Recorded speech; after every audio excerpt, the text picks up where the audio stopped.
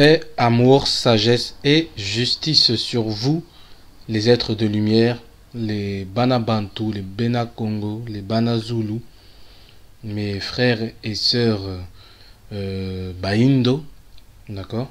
Donc les êtres lumineux, soyez richement et infiniment bénis, que vraiment la bonté de Yanzambi soit sur vous, d'accord? Le peuple choisi de Yanzambi pour éclairer le monde entier.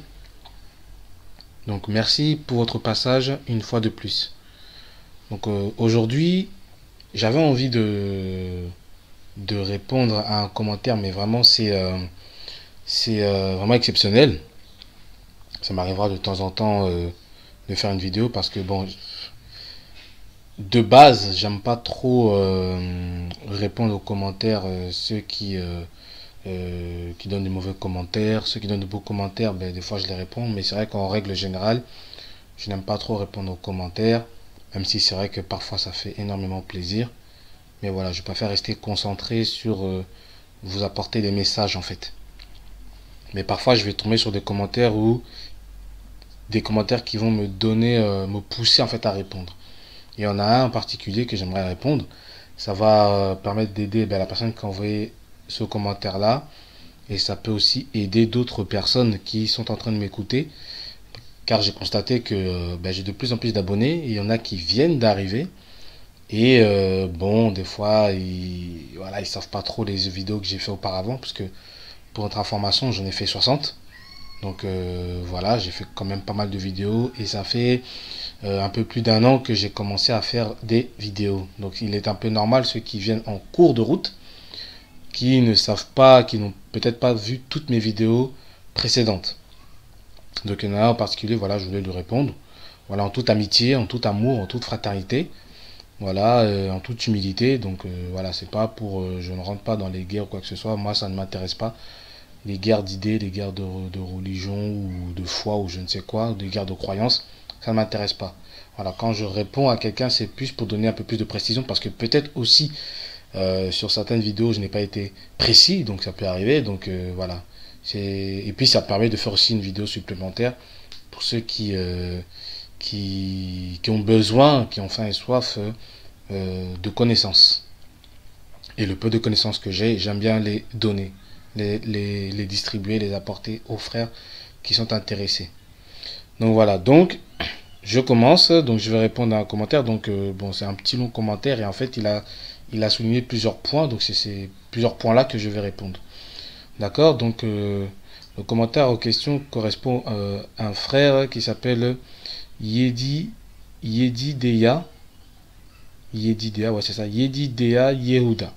D'accord, il y a 2 jours il m'a laissé un commentaire. J'ai bien aimé son commentaire, donc je vais d'abord lire son commentaire et après je répondrai en espérant donner un peu plus d'éclaircissement sur les messages que je donne. Ok. Donc le frère Yeda dit: je suis bien content pour ces vérités qui sont en train de se révéler. Mais je crois qu'il y a une question très forte ici dans tout ce que dit le pasteur. Bon, juste entre parenthèses, quand il dit le pasteur, c'est parce qu'en fait il a donné un commentaire sur une vidéo que j'avais faite. Et cette vidéo-là est intitulée que les vrais hébreux de la Bible sont noirs, déclaration d'un pasteur blanc. Voilà, pour ceux qui connaissent cette vidéo-là, voilà, où il a parlé de Moïse, etc. Et que moi j'avais dit que voilà, s'il dit que Moïse est noir, lui qui était hébreu israélite, donc forcément les hébreux israélites, donc ses frères, sont noirs aussi. Voilà, en gros, c'est ça. Donc le pasteur en question, il parle du pasteur blanc, d'accord, que j'ai mis en vidéo. Je poursuis la lecture. Nous savons que les Égyptiens sont des Africains, mais maintenant, si les Hébreux sont eux aussi les Africains, pourquoi donc il fallait cacher Massa, donc Moïse, pour éviter sa mort? Pourquoi le pharaon ordonnait le massacre des premiers Hébreux? Vous ne pensez pas qu'ici il y a quelque chose pas très clair? Et je vous rappelle qu'Égypte gardait les Hébreux en esclavage et vendait aussi des esclaves. Continue de chercher mon frère, et vous verrez que Isaïa vous montrera autre chose beaucoup plus claire. Et rappelez-vous aussi que les Hébreux, selon la parole de Yah, seraient éparpillés sur toute la surface du globe et non sur un continent. J'apprécie beaucoup votre travail. Seulement, je vous demande de chercher la réponse à chacune de ces questions que je vous ai posées. Shalom, frère. Donc voilà, donc il me recommande de chercher les réponses à chacune des questions qu'il a posées. Donc ces questions, je les ai déjà. Donc, je vais les apporter.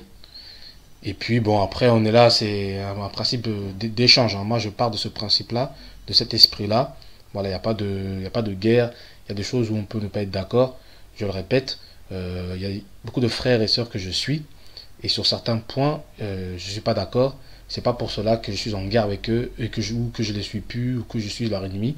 Non, ce sont mes frères et sœurs.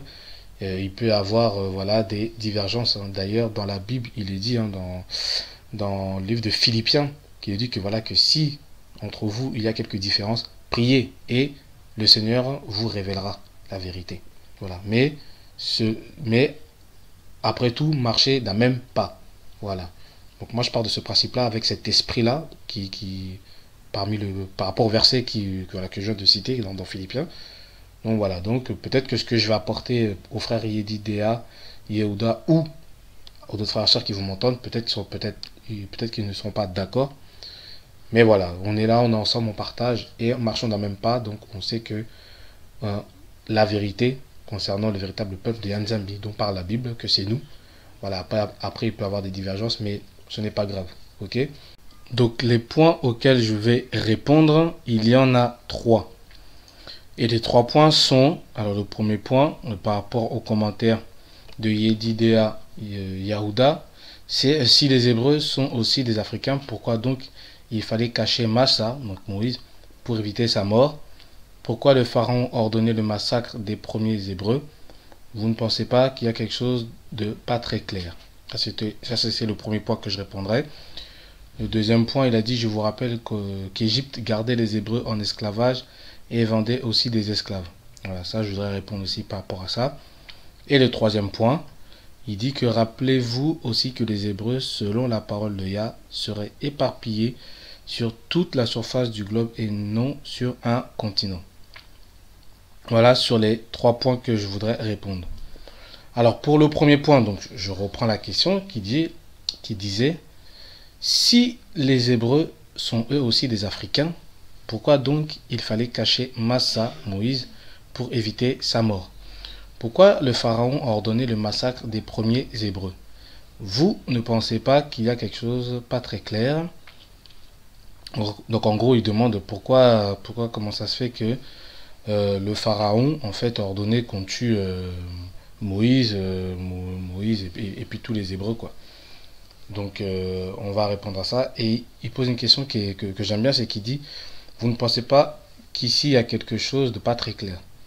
Alors pour ça je te répondrai oui, c'est clair que quand tu lis la Bible ce n'est pas très clair, d'accord. C'est pour ça qu'il faut en fait ouvrir d'autres livres, c'est pour ça qu'il ne faut pas que se limiter à la Bible en fait. En fait il y a plusieurs livres apocryphes, donc apocryphe qui veut dire caché. Et des fois, dans ces livres-là, en fait, ça complète en fait des choses qui ne sont pas dites ou pas précisées dans la Bible, en fait, dans la Genèse. D'accord? Et on va essayer de répondre à cette première question-là, ce premier point. D'accord? Par rapport au pharaon qui voulait tuer les Hébreux. Donc voilà, c'est semblable en fait, puisqu'ils étaient noirs. On sait que les Hébreux étaient noirs et les Égyptiens aussi. Mais que s'est-il passé? D'accord? Alors, on va prendre le livre de Exode, chapitre 1, versets 8 à 10. D'accord? C'est le passage de base pour ce premier point-là, et après, on va aller en profondeur dans d'autres versets, dans d'autres passages, dans d'autres livres. Donc, Exode, voilà, Exode, chapitre 1, versets 8 à 10, dit ceci. Il s'éleva sur l'Égypte un nouveau roi qui n'avait point connu Joseph. Il dit à son peuple, voilà les enfants d'Isolélé qui forment un peuple plus nombreux et plus puissant que nous. Allons, montre-nous habile à son égard, empêchons qu'il ne s'accroisse et que, il survient une guerre, il ne se joigne à nos ennemis pour nous combattre et sortir ensuite du pays. Donc là, on parle, voilà, de Pharaon, d'un Pharaon, en fait, un roi, hein, on va dire ça comme ça, un roi qui n'a pas connu Joseph. Donc déjà, c'est quelque chose de bizarre parce que Joseph, voilà, par rapport à ce qu'il a fait, le fait qu'il ait sauvé le pays d'Égypte de la famine, donc qui dit famine, c'est de la mort. Et donc c'est quelqu'un qui a été vraiment élevé, qui a été, même je dirais même adoré, hein, dans le beau sens du terme, hein, pas que c'était un dieu, mais quand même, le peuple l'aimait beaucoup, d'accord. Et on dit que, on sait qu'en général, quand on est dans ces classes sociales, même je dirais même dans le peuple tout entier, même les générations qui viennent après, on en parle de ces héros-là, hein, de Joseph, même les enfants, les petits-enfants, etc. En général, ils savent de qui on parle. Donc là, c'est vrai qu'il y a quelque chose qui ne colle pas, il y a quelque chose de bizarre. Et en fait, la réponse à cette question-là, comment se fait-il que ce roi-là ne connaissait pas Joseph? Il faut prendre un autre livre, en fait, et on aura la réponse. On aura la réponse à cette question-là. Et on va le lire, c'est dans le livre du Jubilé, chapitre 46, versets 46 à 47. D'accord? Donc Jubilé, chapitre 46, versets 46 à 47. Donc je vais lire, et là vous allez voir qu'il y a beaucoup plus de précision, et on comprend maintenant le contexte de ce passage-là en fait. Donc je lis, et Joseph mourut à l'âge de 110 ans. Il vécut 17 ans sur la terre de Canaan. Pendant 10 ans, il avait été un serviteur et pendant 3 ans en prison. Et pendant 80 ans, il était sous-roi, gouvernant toute la terre d'Égypte, et il mourut, ainsi que tous ses frères et toute cette génération. Et avant de mourir, il ordonna aux enfants d'Isolélé de porter ses os avec eux quand ils quitteraient le pays d'Égypte, et leur fit jurer au sujet de ses os, car ils savaient que les Égyptiens ne leur laisseraient pas l'emporter et l'enterrer dans la terre de Canaan, car Macamaron, le roi de Canaan, alors qu'il habitait la terre d'Assyrie, combattit le roi d'Égypte dans la vallée et le tua là. Et il pourchassa les Égyptiens jusqu'aux portes d'Hébron, mais ne fut pas capable d'y entrer, car un autre nouveau roi était devenu roi d'Égypte, et il était plus fort que lui. Il retourna dans la terre de Canaan, et les portes d'Égypte furent fermées, et personne ne pouvait sortir, et personne ne pouvait entrer en Égypte. Et dans la 2e année de la 6e semaine du 46e jubilé, Joseph mourut, et ils l'enterrèrent dans la terre d'Égypte, et tous ses frères moururent après lui. Donc là, on parle, voilà, de le corps de Joseph, en fait, qui, parce que lui, il souhaitait, en fait, être enterré dans la terre de Canaan, mais on dit que il ne pouvait pas être enterré dans la terre de Canaan. Pourquoi? Parce qu'il y avait le roi de Canaan qui faisait la guerre au roi d'Égypte. Donc retenez bien ça, le roi de Canaan faisait la guerre contre le roi d'Égypte, d'accord, et il tua le roi d'Égypte. Donc on poursuit, donc le verset 47. En fait, c'est bon, c'est fait un peu bizarrement le livre que je lis. Ils mettent verset 47, mais bon. Ils mettent plusieurs versets 46, plusieurs versets 47. Mais bon, c'est pas grave. Je continue l'histoire. Je poursuis ma lecture. Et dans la 2e année de la 2e semaine du 47e jubilé, le roi d'Égypte partit en guerre contre le roi de Canaan. Alors les enfants d'Isolélé rapportèrent tous les os des enfants de Jacob, sauf les os de Joseph, et ils les enterrèrent dans le camp de la double cave dans la montagne. Et la majorité d'entre eux retournèrent en Égypte, mais une minorité resta dans les montagnes d'Hébron, et Amram, ton père, resta avec eux. Je pense qu'il veut dire son père, je crois. Donc on continue. Et le roi de Canaan était victorieux sur le roi d'Égypte. Donc écoutez bien, le roi de Canaan était victorieux sur le roi d'Égypte, et il ferma les portes d'Égypte, et conçut un mauvais dessein contre les enfants d'Isolélé pour les affliger, et dit au peuple d'Égypte, voici, le peuple des enfants d'Isolélé a accru et s'est multiplié plus que nous. Venons et traitons sagement avec eux avant qu'ils ne deviennent trop nombreux, et affligeons-les d'esclavage, hein, de servitude, avant que la guerre vienne sur nous, et avant qu'ils combattent aussi contre nous, car sinon ils se joindraient à nos ennemis, et les laisseront prendre notre terre, car leur cœur et leur visage sont tournés vers la terre de Canaan. Donc là on voit le même passage, le même verset dans la Bible qu'on a lu, quand on dit que le roi qui n'a pas connu Joseph a dit voilà, les Hébreux deviennent de plus en plus nombreux, donc on va leur, de peur qu'ils se retournent contre nous, on va leur infliger de durs travaux. C'est le même passage que je viens de lire. D'accord? Donc je continue. Donc, et il plaça sur eux des chefs de travaux pour les affliger d'esclavage, et ils construisirent Pithom et Ramsès, de fortes villes pour Pharaon, et ils construisirent tous les murs et toutes les fortifications qui étaient tombées dans les villes d'Égypte. Et ils les firent servir avec rigueur, et plus ils les traitaient mal, plus ils s'accroissaient et se multipliaient. Et le peuple d'Égypte détesta les enfants d'Isolélé. En fait, ce roi-là, donc on a lu, hein, ce roi-là, en fait, là, qui n'a pas connu Joseph, c'était un Cananéen, en fait. Ce n'était pas un Égyptien authentique, pur. C'était un imposteur, si vous voulez, un Cananéen, qui s'est emparé du pays d'Égypte. On l'a lu, hein, que le roi de Canaan était victorieux sur le roi d'Égypte. Il a fermé la ville d'Égypte, les portes d'Égypte. Et qu'est-ce qu'il a fait? C'est qu'il a réussi, en fait, à retourner les Égyptiens contre les enfants d'Isolélé, en fait, contre les Israélites. Parce que avant ça, là, avant cet événement-là, Isolélé et Égypte s'entendaient très bien. On va voir quelques passages, parce qu'on va remonter dans le temps, toujours en lisant le même livre, du livre de Jubilé, on va remonter dans le temps, parce que on va essayer de comprendre pourquoi. Bon, déjà, on a répondu à la question du frère qui disait que pourquoi, en fait, il fallait cacher Massa pour éviter sa mort, et pourquoi le pharaon, donc le pharaon là, de ce passage-là, qui est le Cananéen, il a ordonné le massacre des premiers Hébreux. Donc là, je pense qu'on a répondu, hein, que c'est un peu plus clair maintenant.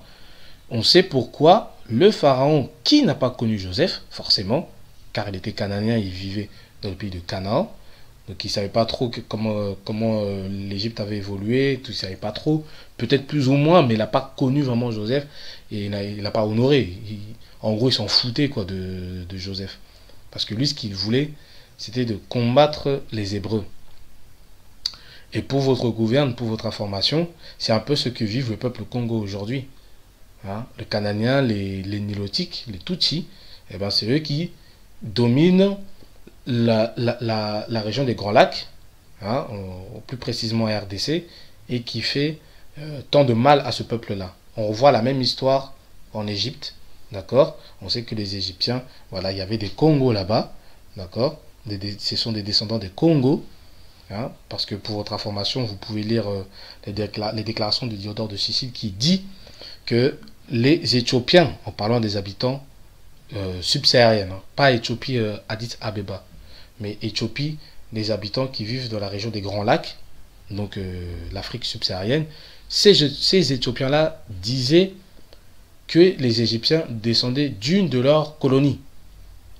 Donc, ça veut dire que parmi tous ces Égyptiens-là, ils avaient pour ancêtre, pour beaucoup d'entre eux, des Éthiopiens, donc des habitants, hein, de l'Afrique subsaharienne, donc des habitants des Grands Lacs, de l'Afrique centrale jusqu'à l'Afrique du Sud, qui sont les Bantous. Donc, il y a un lien entre l'Égypte et l'Afrique centrale. D'accord? Ça, c'est pour votre information. Vous pouvez lire, hein, c'est dans le livre de Diodore de Sicile, je crois que c'est le livre 3, si je ne me trompe pas, qu'il témoigne de cela. D'accord? Donc, en gros, c'est quasiment le même peuple. Et les Cananéens, il avait une haine meurtrière contre les Hébreux israélites, contre les Sémites.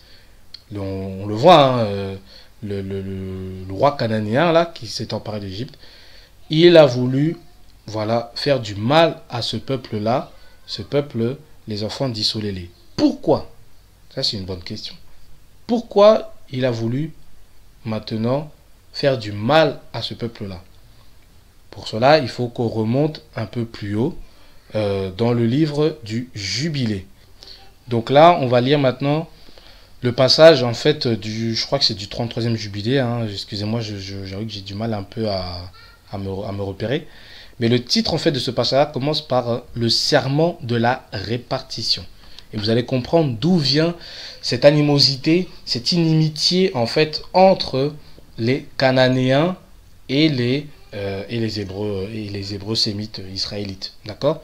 Donc je lis donc le serment de la répartition. Donc, et voici les fils de Noa séparèrent entre leurs fils en présence de leur père Noa, et il les lia par un serment, engageant une malédiction sur chacun qui chercherait à saisir la part qui ne lui a pas été échue dans son lot. Et ils dirent à tous qu'il en soit ainsi, qu'il en soit ainsi, pour eux-mêmes et leurs fils à toujours, à travers leurs descendants, jusqu'au jour du jugement par lequel le Seigneur Yanzambi les jugera avec une épée et avec le feu pour toutes les cruautés impures de leurs erreurs avec lesquelles ils auront rempli la terre de transgression et d'impureté, de fornication et de péché. On descend un peu plus bas et on va lire maintenant le 34e jubilé, d'accord, qui a pour titre « Canaan s'accapare un pays qui n'est pas le sien ». Donc souvenez-vous, ce que je viens de lire, on a vu Noé avec ses 3 enfants-là, en présence de Yanzambi, qu'ils avaient fait le serment qu'une fois que les terres étaient réparties entre les 3 enfants, le serment était que personne maintenant cherche à s'accaparer de la terre de l'autre. Sinon, ce serait une malédiction. D'accord? On lit maintenant le passage en question qui dit « Au début de la première année de la 4e semaine du 34e jubilé, ils furent dispersés du pays de Shinar. Et Ham et ses fils allèrent dans la terre qu'il devait occuper, qu'il acquit comme sa portion dans le pays du sud. Et Canaan vit que le pays du Liban jusqu'à la rivière d'Égypte était très bon, et il n'alla pas dans le pays de son héritage vers l'ouest, qui est vers la mer, et il habita dans le pays du Liban, à l'est et l'ouest de la frontière du Jourdain et à la frontière de la mer. Et Ham, son père, et Couche et Mitzraïm, ses frères, lui dirent « Tu accapares un pays qui n'est pas le tien et qui ne t'est pas échu dans ton lot. Ne fais pas ça, car si tu fais ça, toi et tes fils tomberont dans le pays et seraient maudits de révolte, car tu accapares par révolte, et par révolte tes enfants tomberont, et tu seras toujours déraciné à jamais. N'habite pas dans l'habitation de Shem, car cela revient à Shem et à ses fils dans leur lot. Maudit sois-tu, et maudit seras-tu devant tous les fils de Noa, selon la malédiction par laquelle nous nous sommes engagés par un serment en présence du juge sacré, en présence de Noa, notre père. » Mais il ne les écouta pas et habita lui et ses fils dans la terre du Liban, de Hamath jusqu'à l'entrée de l'Égypte, jusqu'à ce jour. Et pour cette raison, ce pays est appelé Canaan. Et Japhet et ses fils allèrent vers la mer, et ils habitèrent dans le pays de leur portion. Et Madaï vit le pays de la mer, et cela ne lui plaisait pas, et il demanda une portion à Ham et Assur et Arpachad, le frère de sa femme, et il habita dans le pays de Média, près du frère de sa femme, jusqu'à ce jour. Et il habita son habitation, et l'habitation de ses fils Média, d'après le nom de leur père Madaï. Voilà, on va s'arrêter là. Donc là, on voit que Canaan a transgressé, a rompu le serment qu'ils avaient fait, à savoir qu'il ne fallait pas prendre la terre de l'autre. D'ailleurs, un petit clin d'œil, une petite parenthèse je fais, pour ceux qui se posent la question de d'où vient la malédiction de Canaan, pourquoi Cam n'a pas été maudit, pourquoi Noé a dit maudit soit Canaan, la malédiction vient de là. Vous voyez, quand Noé dit maudit soit Canaan et béni soit le Dieu de Sem, et que Canaan soit le serviteur de ses frères. hein, comme vous voyez dans Genèse 9. Ça vient de là en fait. Cette malédiction, Cam n'est pas concerné parce que c'est Canaan qui a fait cette bêtise-là. C'est Canaan qui a transgressé. Ce n'est pas Cam. Et la malédiction de Canaan vient de là. Vous comprenez? Donc, là, on dit que, excusez-moi, Canaan trouvait une partie de la terre qui appartient à Seb, hein, bonne pour s'y installer. Et c'est ce qu'il a fait. Il n'a pas écouté ni son père ni ses frères. Et ils lui ont prévenu. Ils lui ont dit que ben, tu seras maudit. D'accord? Et lui, il n'a pas écouté. Et il s'y est installé. D'accord? Et je poursuis. Chapitre 11. Donc le 35e jubilé. Le titre, c'est Commencement de guerre. Et on dit que et dans la première année de la 3e semaine du 35e jubilé, Réhu prit pour lui une femme et son nom était Ora, fils d'Ur, le fils de Késed, dans la 7e année de cette semaine de ce jubilé. Elle lui porta un fils et il appela son nom Séro. Et les fils de Noa commencèrent à se faire la guerre l'un contre l'autre, à prendre en captivité et se massacrer l'un l'autre, et à verser le sang des hommes sur la terre, et à manger du sang, et à se construire des villes fortes, des murs et des tours, et des personnalités commencèrent à s'exalter au-dessus de la nation et fonder les déclenchements des royaumes et faire la guerre, peuple contre peuple et nation contre nation et ville contre ville. Et tous commencèrent à faire le mal et d'acquérir des armes et à prendre à leurs fils à faire la guerre. Et ils commencèrent à capturer des villes et vendre des esclaves mâles et femelles. Bon, on va s'arrêter là. Bon, vous avez bien compris, hein, voilà, le commencement de la guerre, justement, à cause du fait que Canaan ait voulu prendre la terre, une terre qui ne lui appartenait pas, ça a déclenché des guerres par-ci par-là, ville contre ville, nation contre nation. Et voilà pourquoi on voit que entre les Cananéens et les Sémites israélites, il y a une guerre, il y a une haine, en tout cas des Cananéens envers les Israélites. De l'autre sens, je ne sais pas, mais en tout cas de Cananéens envers les Israélites. Bon, Israélites, à ce temps-là, Israël n'était pas encore né. On va dire les Sémites, les Hébreux. D'accord? Voilà pourquoi, maintenant, le roi cananéen, hein, justement, qui a reçu cet héritage de ses ancêtres, qui haïssait, justement, le peuple sémite, d'accord? Et bien, lui, là, ce roi cananéen, il a voulu, justement, continuer, perpétuer cette guerre, cette inimitié entre les Cananéens et les Israélites. C'est pour ça que quand il est devenu roi en Égypte et qu'il a vu qu'il y avait ce peuple justement des Israélites en Égypte, il a profité pour leur faire la guerre. Vous voyez, et parce que comme il savait que les Israélites devaient prendre la terre de Canaan, c'est pour ça qu'il dit empêchez-leur de sortir et de prendre notre terre. Parce qu'ils ont le projet de s'installer à Canaan, donc chez nous, à la base. Est-ce que vous voyez? Donc, voilà maintenant, voilà les raisons pour lesquelles le pharaon, quand on lit dans la Bible, dans Exode, a tué tous les Hébreux israélites. Vous voyez? Et il a voulu tuer aussi Moïse. Vous comprenez? Voilà. Voilà pourquoi, ça c'est pour répondre au premier point.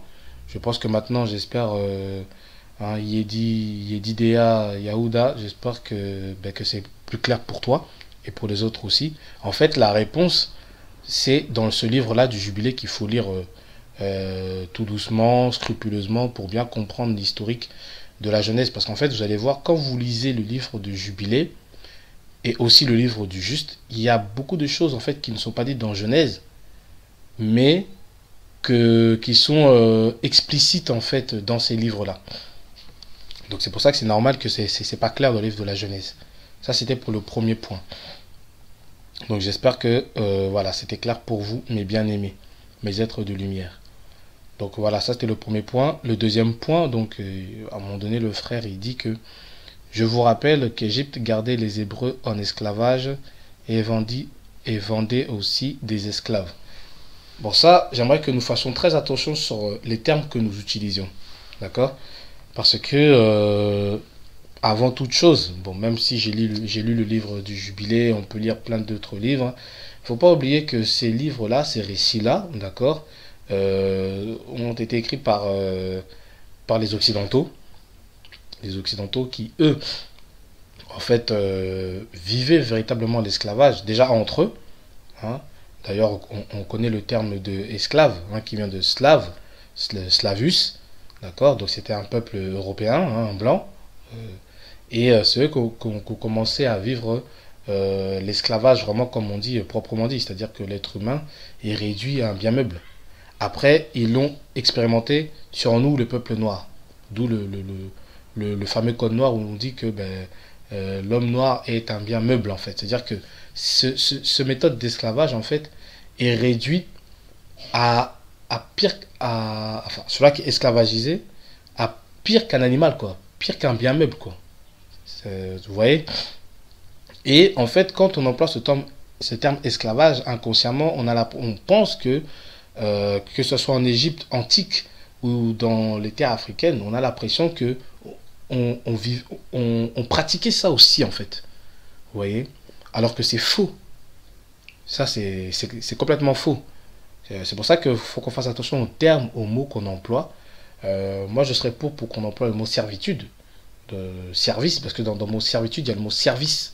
En fait, on rend un service, voilà, et on obtient un salaire en contrepartie, on obtient quelque chose. Vous voyez?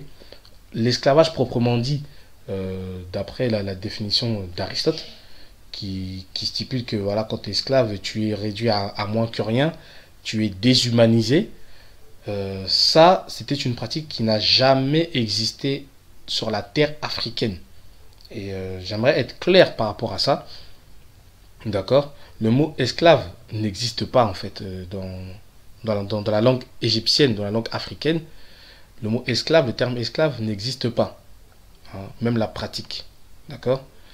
Pour cela, je vais vous donner un petit extrait d'une vidéo, car c'est un sujet dont je ne saurais vous le raconter avec maîtrise, avec précision et exactitude, que cet homme que je vais vous mettre à l'écran, que vous allez écouter. C'est un aîné pour nous, hein, un Africain, hein, un Africain, et vous allez l'entendre, il va bien l'expliquer, et puis je reviendrai pour commenter cela. D'accord? Donc sans plus tarder, je vous mets un petit extrait d'une vidéo, et écoutez bien ce qu'il va dire, c'est très important. Ok? Soyez bénis, je reviens vers vous tout de suite. Après, on vous dit oui, il avait besoin d'esclaves. Mais le mot esclave descend des Européens slaves. Donc, il y avait déjà des esclaves en Europe. Depuis le 5e siècle de l'ère ancienne, les Européens font plus de 2500 ans de trafic esclavagiste en Europe. Si vous prenez depuis le 8e siècle. Alors, on va revenir sur l'esclavage en Europe tout à l'heure. Donc, vous disiez que voilà, les Européens, eux, assument. Donc, voilà. C'est-à-dire les Anglais assument. Les Anglais assument. Les Portugais assument. Mais il y a des gens qui n'assument pas. Les Français n'assument pas. Parce qu'il y a un transfert de culpabilité et ils ne veulent pas assurer cette culpabilité. Donc, ils sont allés chercher, donc ils ont été chercher des musulmans, chercher de l'or. C'est-à-dire faire du renseignement pour avoir de l'or. Et qu'est-ce qu'elle dit, Christiane Taubira, d'ailleurs, à propos de ce transfert de culpabilité? Elle dit ceci: lorsqu'il n'a plus été possible de tout taire, voyez, une version officielle de l'histoire s'est mise progressivement en place en faisant plein feu sur les complicités africaines et relativisant, voire occultant, le rôle des armateurs et rabatteurs européens.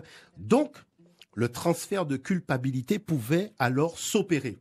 Et c'est pour ça que M. Logassa dit le cliché du roi nègre, je dis bien le cliché du roi nègre, vous voyez, trafiquant d'esclaves, a donc été imposé. C'est-à-dire, c'est pas quelque chose qu'on peut démontrer scientifiquement parlant, parce que c'est faux.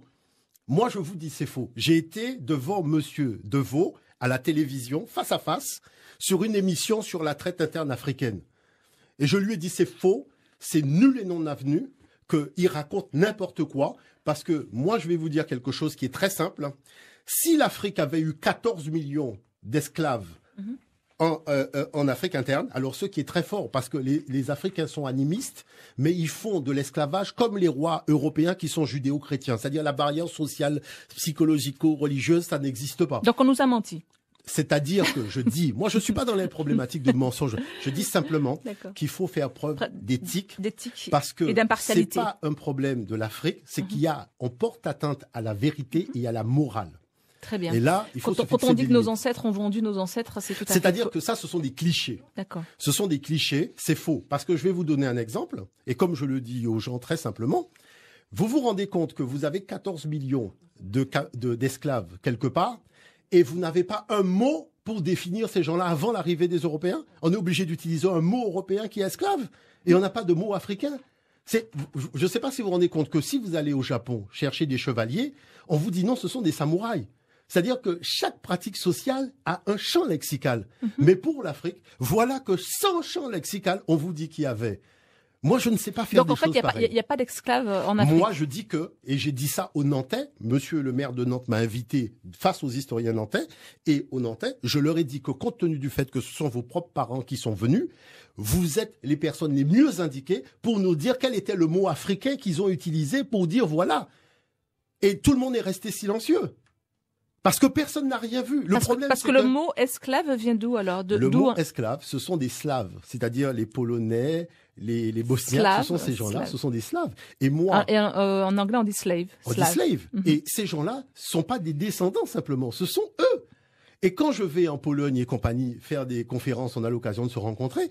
Les gens me disent mais l'histoire que vous racontez, c'est la nôtre, parce que nous, on a pris près de 12 siècles d'esclavage. Vous parlez de 400 ans, nous c'est 12. Et on était déportés à fond de cale de bateau à Venise. C'est-à-dire le fait de rasier les gens, même de les castrer et le déporter à fond de cale de bateau. Mais c'est les Européens qui ont inauguré ça. À l'époque où l'Arabie au 8e siècle envahit le sud de l'Europe. Mais le commerce des Arabes, c'est le trafic européen d'esclaves. Et c'est pour ça que sur le Maghreb, sur toutes ces côtes-là, il va y avoir un trafic énorme de vente de captifs blancs. Donc, on ne peut pas venir nous sortir des histoires à dormir debout parce qu'il faut être quand même un peu sérieux. Vous voyez, vous avez une pratique dont la terminologie de A à Z provient de l'Europe et on vous applique cette pratique à l'Afrique sans jamais vous donner un seul mot africain qui justifie. Moi, je vous dis une chose, hein. Vous envoyez votre fils faire une après-midi d'arts martiaux. Quand il balance un coup de pied, vous lui dites « Oh, tu as lancé la jambe ». Il te dit « Non, maman, c'est un washi magari ». Ça veut dire que chaque chose a un nom lorsque la pratique existe socialement. Maintenant, s'il n'y a pas de nom et que vous utilisez le mot coup de pied, ça veut dire que quand même il y a quelque chose qui n'est pas clair dans le récit historiographique que vous livrez des événements. Alors quand il est dit, comme disait Yanis, que ce sont les rois africains qui ont participé même à la traite, qui ont vendu leurs frères noirs, oui, c'est faux.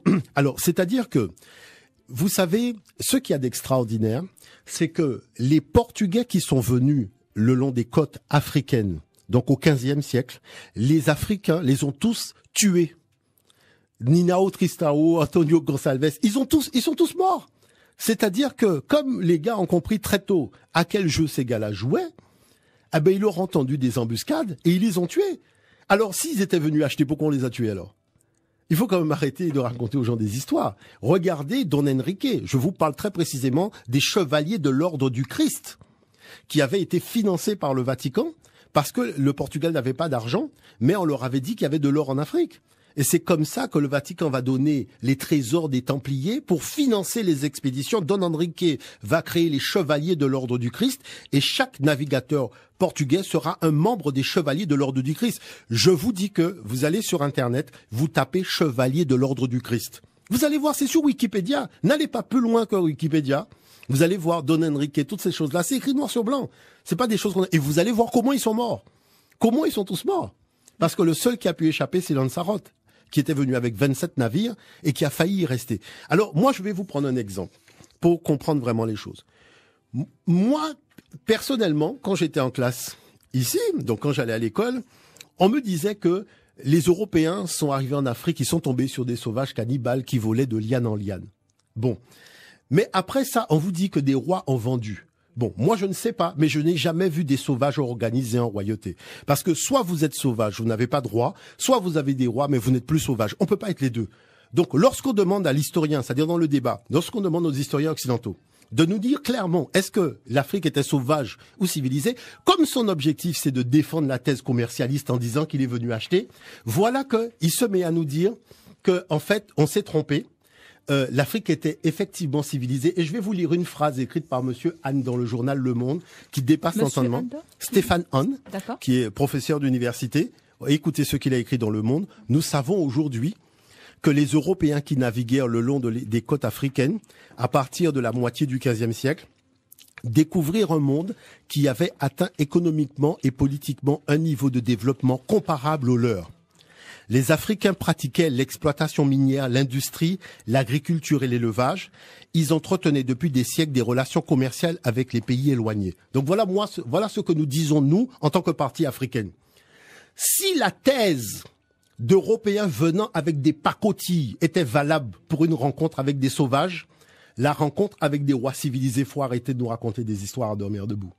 D'accord. Parce que quand on fait, je dis bien, sur la base de ce que Monsieur Hahn a dit, quand on fait l'exploitation minière, l'industrie, l'agriculture et l'élevage, et qu'on a un niveau de développement comme l'Europe, c'est pas des pacotilles qu'on va s'asseoir même pour discuter. Donc ça veut dire que là, on ment. La deuxième chose, c'est qu'on a fait la colonisation sur la base qu'il fallait civiliser les peuples qui n'étaient pas, et maintenant on nous dit que dès que les Portugais arrivent, il y avait des rois. Donc ça veut dire que depuis le début, on ment. Vous voyez l'affaire? Donc c'est pour ça que je dis attention, parce qu'on peut être méchant. Il ne s'agit pas de faire une histoire afrocentriste, parce que l'histoire afrocentriste, ça n'existe pas.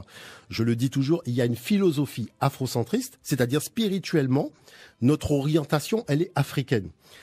Au niveau de la pensée, au niveau de la façon de lire le monde, la façon d'interpréter les événements.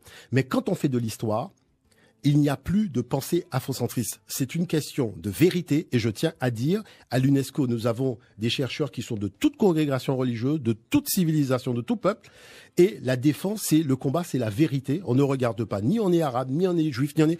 Le combat, c'est la vérité, un point, c'est tout. Donc vous avez vu ce que notre frère aîné, Jean-Philippe Omotunde, a dit concernant l'esclavage.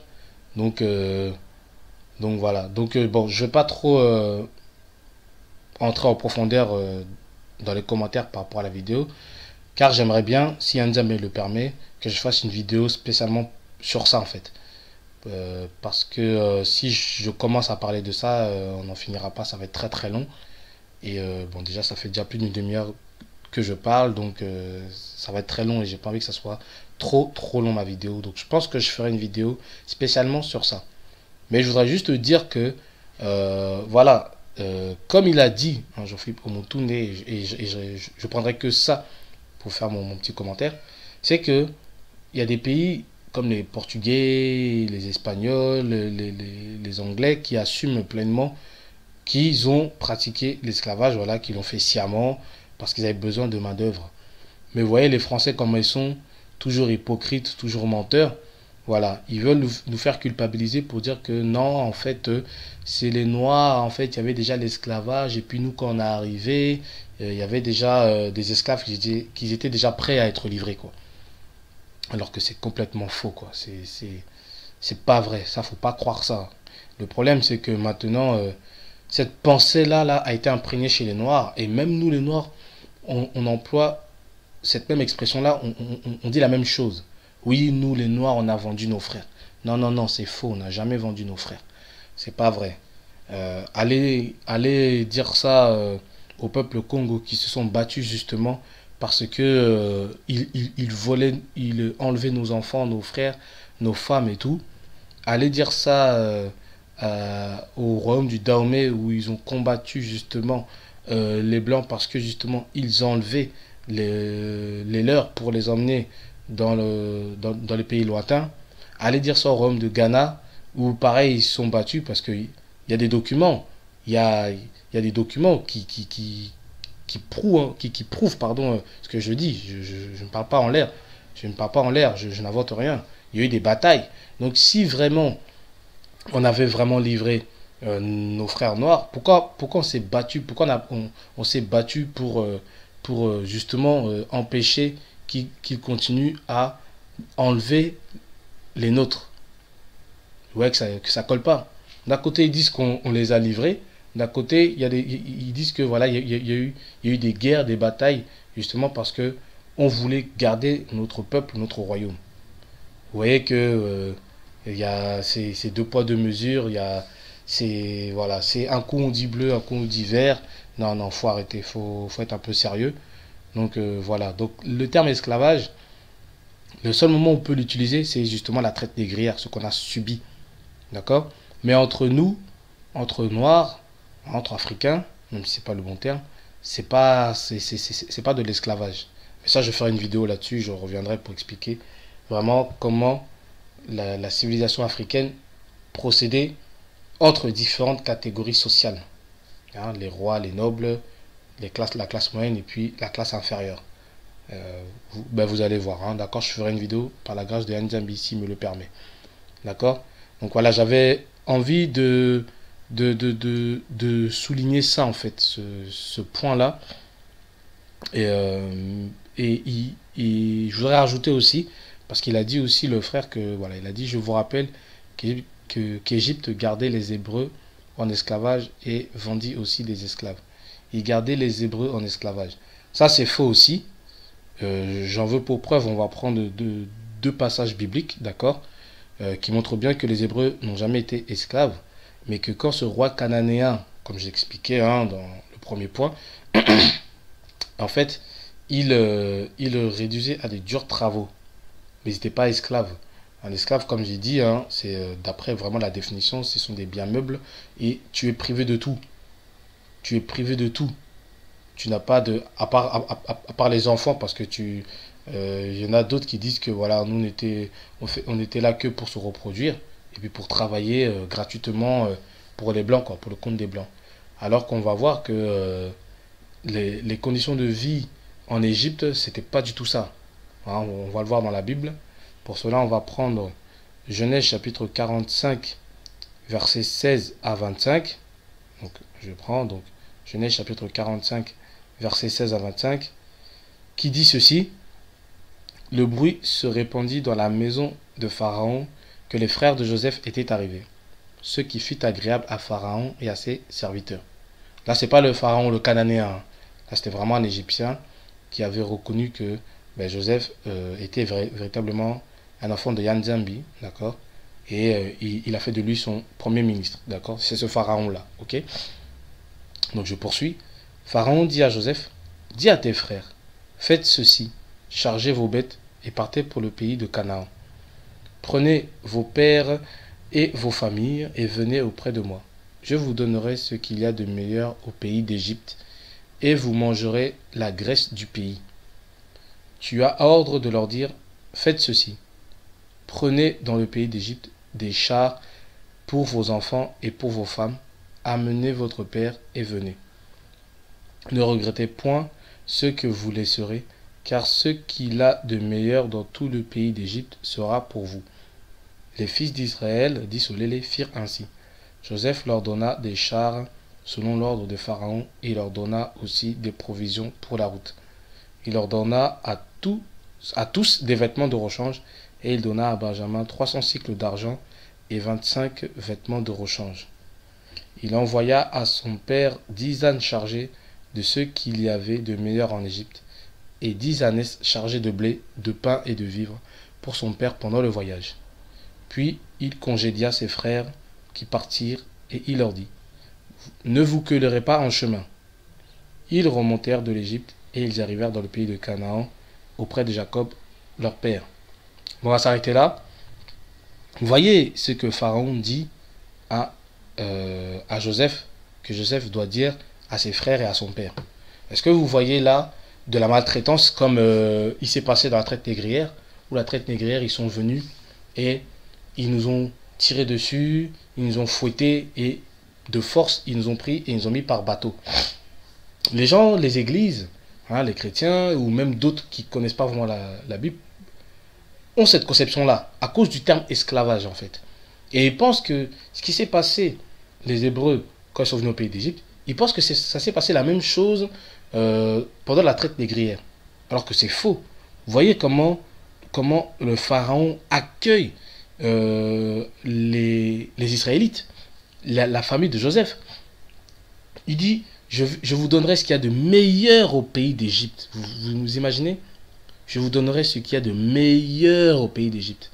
Et vous mangerez la graisse du pays. Donc ils vont bien manger. Ils vont manquer de rien. Ils vont habiter dans un des plus beaux endroits du pays d'Égypte. Vous voyez? Après, il dit, voilà, prenez dans le pays des chars pour vos enfants et pour vos femmes, des chars. Regardez comment ils sont, comment ils sont transportés, comment on les amène au pays d'Égypte, sur des chars. Pas sur des ânes ou à pied, un truc comme ça, dans de bonnes conditions, où ils sont à l'aise, dans des chars, pour arriver en Égypte. Et après, il dit, ne regrettez pas ce que vous laisserez donc, au pays de Canaan, car ce qu'il a de meilleur, donc le Pharaon, dans tout le pays sera pour vous, ce qu'il a de meilleur. Regardez l'accueil, comment ils sont bien accueillis. Donc, c'est pour ça que quand on me dit que oui, ils étaient en esclavage, tout ça, nanana, 400 ans, je sais pas quoi, en Égypte, c'est faux. C'est pas vrai. Ils étaient bien traités et tout se passait à merveille entre Hébreux et Égyptiens. C'est quand cet imposteur, donc le Cananéen, il est venu en Égypte, c'est là où ils ont commencé à maltraiter les Israélites, pas avant. Vous voyez? Donc, bon, j'ai lu, hein, vous pouvez le relire, vous voyez, par exemple, verset 22, il dit, voilà, il leur donna tous des vêtements de rechange. Donc, ils n'étaient pas nus, d'accord? Ils n'étaient pas nus comme on veut nous faire croire qu'ils étaient nus au pays d'Égypte, comme ils étaient nus en Amérique, quand les vendaient les esclaves, ils étaient nus, ils n'étaient presque pas habillés. Non, on dit qu'il leur donna des vêtements de rechange. Donc, ils avaient plusieurs vêtements de rechange. Comme ça, si l'un des vêtements est sale ou abîmé, ils ont des vêtements de rechange. Et il donna à Benjamin, je poursuis, 300 cycles d'argent et 5 vêtements de rechange. Voilà, de l'argent. Il leur donnait de l'argent. Où est-ce que vous avez vu la maltraitance ou l'esclavage, comme on dit? Non, c'est faux. Vous voyez, c'est pas vrai. C'est pas vrai. Nous, on ne vendait pas nos semblables, on ne vendait pas nos frères. Vous voyez? Et ça, comme je l'ai dit, je ferai une vidéo par rapport à ça. Bon, si je poursuis, dans le deuxième passage que je vais vous faire lire, ben c'est la suite, hein, c'est au chapitre 47, d'accord, versets 1 à 6. Donc je poursuis.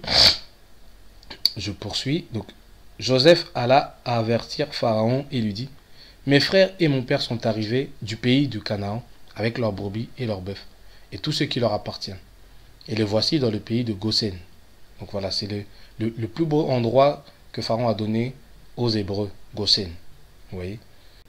Je poursuis, verset 2. Il prit 5 de ses frères et les présenta à Pharaon. Pharaon leur dit, quelle est votre occupation? Ils répondirent à Pharaon, tes serviteurs sont bergers, comme l'étaient nos pères. Ils dirent encore à Pharaon, nous sommes venus pour séjourner dans le pays, parce qu'il n'y a plus de pâturage pour les pays de tes serviteurs, car la famine s'appesantit sur le pays de Canaan. Permets donc à tes serviteurs d'habiter au pays de Goshen. Pharaon dit à Joseph, ton père et tes frères sont venus auprès de moi. Le pays d'Égypte est devant toi. Établis ton père et tes frères dans la meilleure partie du pays. Vous voyez, la meilleure partie du pays, c'est ce que je disais juste avant. Qu'ils habitent dans le pays de Goshen. Et si tu trouves parmi eux des hommes capables, mets-les à la tête de mes troupeaux. Mets-les à la tête de mes troupeaux. Donc ils avaient une position de directeur, si vous voulez, de gérant. Donc arrêtez de dire que voilà, l'esclavage, en fait c'est ce mot-là qui crée cet amalgame et qui crée la confusion en fait dans notre tête, et on confond en fait on confond en fait l'histoire de la Bible là que je viens de lire, les Hébreux en Égypte et la traite négrière, alors que les conditions sont totalement différentes. Le but était totalement différent, ça n'avait rien à voir. Le pharaon avait su qu'il y avait la famine dans le pays de son premier ministre, qu'il chérissait. Et il a voulu faire du bien à sa famille, à ses proches. Comme on dit, les amis de mes amis sont mes amis. Donc comme il avait confiance et il avait de la considération pour Joseph, par rapport à ce qu'il a fait par rapport au pays d'Égypte, donc en reconnaissance, en guise de reconnaissance, il a voulu bien traiter Joseph de ce qu'il a fait, ainsi que sa famille. Donc ils étaient bien traités. Donc l'esclavage des Hébreux, tout ça, à revoir mon frère Yedi Eda Yaouda, c'est faux, c'est complètement faux. Tu peux relire les passages que j'ai lus, quand tu lis Genèse 45 à 47, jusqu'à 49 même, tu vas voir qu'ils ont été très bien traités, les Hébreux. Et qu'en fait, la maltraitance est arrivée à cause de ce roi cananéen, qui fait la même chose en fait, je dirais 7000 ans après, donc à notre ère à nous, où on voit qu'un roi cananéen, un président à la tête de notre pays et qui nous maltraite. C'est la même chose, on voit la même chose. Massacre des enfants, etc. etc. Vous voyez? Donc j'avais envie de donner une précision par rapport à ce point-là où on emploie le terme esclave à tout va, l'esclavage à tout va en Afrique. Non, non, non, non, non, ça c'est une mythologie qui vient de l'Europe et précisément de la France, qui veulent nous faire croire que nous aussi on pratiquait l'esclavage comme eux ils pratiquaient l'esclavage. Non, non, non, non, non, c'est complètement faux. D'accord? Donc il faut arrêter avec cette pensée-là. Il faut vraiment que nous soyons désaliénés de tout ce qu'on a appris en fait de l'homme blanc, de tout ce qu'on a appris de l'Occident, parce que c'est un menteur, d'accord? Il fait partie de la synagogue de Satan, Satan qui est, d'après Isaïe, le menteur et le père des mensonges. Et ses serviteurs, ses enfants, ce sont ces occidentaux-là, ces blancs-là. Donc excusez-moi de ce que je dis, ça peut paraître choquant, ça peut paraître très raciste, mais c'est pas vrai. C'est pas raciste, je suis pas raciste, mais c'est la vérité. Voilà, il faut appeler un chat, un chat gris, s'il est gris, tu peux pas dire que le chat est blanc. Voilà. Si le chat c'est un chat, tu peux pas dire que c'est un chien. Un chien c'est un chien, un chat c'est un chat. Maintenant, vous dites ce que vous voulez, vous pensez ce que vous voulez, mais la vérité est là. Donc j'avais envie vraiment d'insister sur ce point-là, sur l'esclavage. Mais comme j'ai dit, je rentrais un peu plus en profondeur comment ça se passait en Afrique, soi-disant l'esclavage. D'accord, mais c'est pas ça. Et vous allez voir que avec l'aide des vidéos que j'ai suivies des aînés, ça se trouve vous les connaissez hein, ces vidéos-là, mais je vais faire une petite compilation et donner ma version qui ne différera en rien de ce que nos aînés ont dit. Quand je parle des aînés, je pense au professeur Gomez, je pense à Jean-Philippe Omotunde, voilà, principalement ces deux-là, mais il y a beaucoup plus enfin, il y a d'autres personnes aussi qui en parlent, mais je vais m'appuyer sur ces deux personnes-là, parce que il y a de bonnes vidéos qu'ils ont faites, il y a de bonnes conférences qu'ils ont faites, et que nous devons nous inspirer, que nous devons apprendre, parce que il faut qu'on soit désaliénés, franchement mes bien-aimés, mes frères noirs, mes frères Baïndo, mes êtres de lumière, on a vraiment été, on a été démolis de l'intérieur, on a été détruits de l'intérieur en fait. Notre esprit est vraiment sali, pollué par des faux enseignements, des fausses doctrines venant de l'Occident.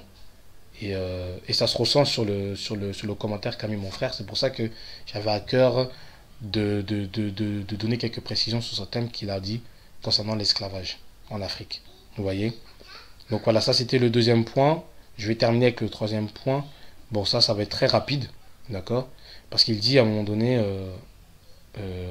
rappelez-vous aussi que les Hébreux, selon la parole de Yah, seraient éparpillés sur toute la surface du globe et non sur un continent.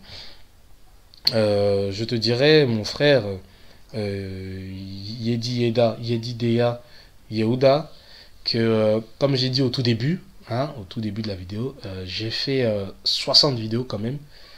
Ce n'est pas rien, d'accord? Donc peut-être que tu n'as vu qu'une ou deux ou trois, les plus récentes, mais je t'inviterai à regarder les anciennes vidéos. J'en profite aussi pour dire les nouveaux venus sur ma chaîne qui avaient regardé que peut-être les vidéos les plus récentes, de regarder aussi les anciennes. Vous allez voir que jamais je me suis arrêté à la dispersion seulement dans le continent africain. D'ailleurs, je pense tellement à ceux qui sont aux États-Unis, en Amérique, dans les îles, aux Antilles, et ceux qui sont en Europe, que j'oublie même qu'il y a aussi une diaspora au sein même du continent africain. Carrément, même moi-même, j'oublie. C'est carrément toi, mon frère, qui me rappelle cela. Tu vois, tout ça vraiment pour dire que je me suis jamais arrêté, et ça n'a jamais été dans ma pensée de dire ce que tu as dit, c'est-à-dire que la dispersion sur le continent, quoi. Donc, je t'invite à regarder mes vidéos et tu verras que jamais je n'ai dit ça. Moi, quand on parle de la dispersion, mais dispersés, les premiers visés, ce sont ceux qui sont en Amérique du Nord, en Amérique latine et dans les îles Caraïbes. Et après, il y a la deuxième vague de la diaspora qui sont les immigrés et les fils d'immigrés qu'on connaît aujourd'hui, ceux qui sont en Europe, voilà, en France, en Allemagne, en Belgique, en Angleterre, même en Asie aussi. Voilà, moi je pense à eux quand je parle de diaspora des dispersés. Et je répète encore que je pense à eux. Et tu vois, même là, je te le dis, carrément, j'oublie même que il y avait aussi en Afrique du Nord, un peu partout aussi, en Afrique de l'Ouest aussi, des Bantous, le peuple Congo, les peuples de Yanzambi qui sont aussi dispersés dans ces coins-là. Mais j'oublie en fait, j'oublie. Donc non, mon frère, je n'ai jamais dit ça. Donc vérifie. Toutes mes vidéos, j'en ai fait 60. Bon, peut-être pas dans les 60, mais tu verras que quand je parle de la diaspora, les dispersés, hein, Sophonie 3.10, les adorateurs de Yanzambi, les véritables adorateurs de Yanzambi, les dispersés, je pense aux ceux qui sont dans les autres continents. Donc voilà. Donc j'avais envie de donner quelques éclaircissements par rapport à ça. Parce que ça me tenait à cœur, hein, voilà. Et puis même pour d'autres personnes qui me suivent, ça va peut-être éclaircir certains points, certaines zones d'ombre que vous aviez. Et puis voilà. Donc bon. Merci pour votre passage. Cette vidéo s'achève. Il y en aura d'autres encore. Et je glorifie Yanzambi, hein, le Seigneur Akongo, Amakongo, que vraiment toute la gloire lui revienne. Et nous qui sommes son peuple et qui portons son nom. Donc Congo, bien sûr, je ne parle pas que de la RDC, mais tout le bassin du Congo, toute l'Afrique centrale jusqu'à l'Afrique du Sud, qui adore ce véritable nom, hein, que nos ancêtres adoraient, vénéraient Djambi, qui s'appelait Akongo ou Otika Congo ou Ama Congo ou A Congo. Voilà, il y a toujours le nom Congo qui revient. Et le nom Congo, comme tout le monde le sait, voilà, il y a un peuple, une nation qui porte ce nom-là. Donc on répond vraiment aux critères de Deutéronome chapitre 28 au verset 10 qui dit que tous les peuples verront que tu es appelé du nom de l'Éternel et ils te craindront. Voilà. Donc bon, ben merci pour votre passage. Ainsi s'achève cette vidéo. Hein, je vous souhaite vraiment que la paix, la justice de Yanzambi, l'amour de Yanzambi, la sagesse et l'intelligence de Yanzambi soient sur vous abondamment. Et pour Yanzambi Pungutulendo, Seigneur Akongo, je lui dis Ingeta, Ibobo. Vraiment toute la gloire et l'honneur lui reviennent à lui et à lui seul. Et pour vous, ben, je vous dis, soyez infiniment bénis et merci pour votre passage.